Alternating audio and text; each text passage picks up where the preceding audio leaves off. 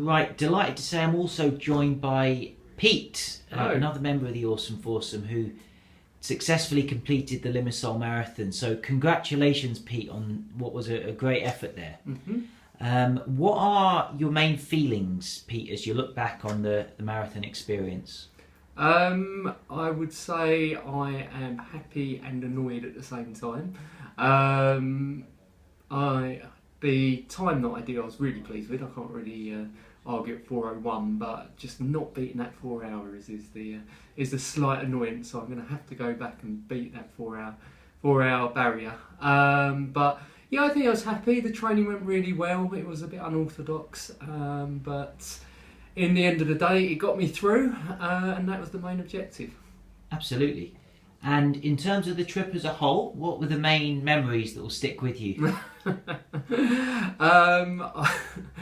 was too many. It was such good fun. It was a really great mix of characters out there, and it was a great destination as well. But it's just the way people approached the race day, how they did it, the various different approaches, including myself, where I stayed up to keep myself busy, whereas others went to bed very early.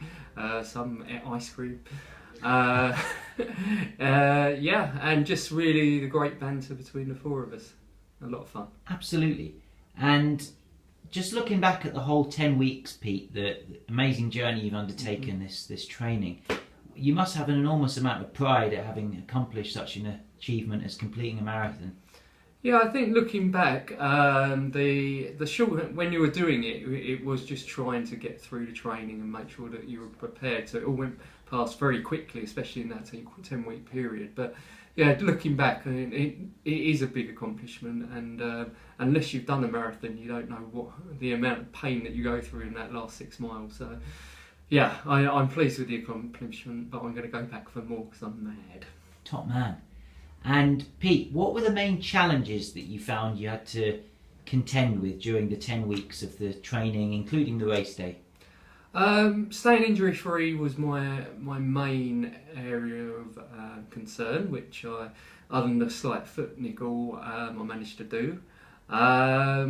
The other things was just finding time. It just takes a lot of time out of your day, especially the long runs on a Sunday, and the wife didn't really like that very much, so I've got a bit of a ban on long runs for a while, but hopefully in a couple of months I'll be back out there getting the 15 to 20 milers in.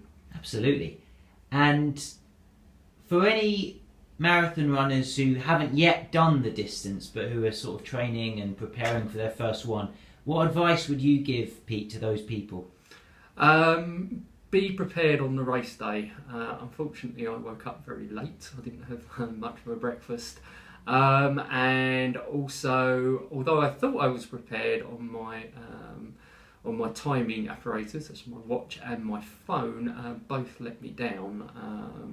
The watch on the night before, and then the iPhone on the last 6 miles. So just test all your equipment before you go, and just make sure that you get up on time, etc. Definitely. Just finally, Pete, what are your next steps in terms of your career in athletics? Where do you see yourself going? Any challenges you want to set your sights on? Well, for the last couple of years, I've been wanting to do a half marathon under 1:45, so that's definitely a target for this year. And I also want to do a 10k under 45 minutes.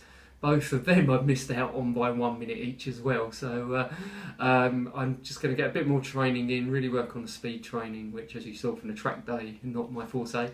And hopefully I'll be able to break the marathon under sub 4, the half marathon sub 1:45, and the 10k sub 45 minutes. So some unfinished business for Pete Cross. Definitely. I'll be back. Top man. Thanks very much, Pete, and well done once again on what was a great achievement in completing the marathon.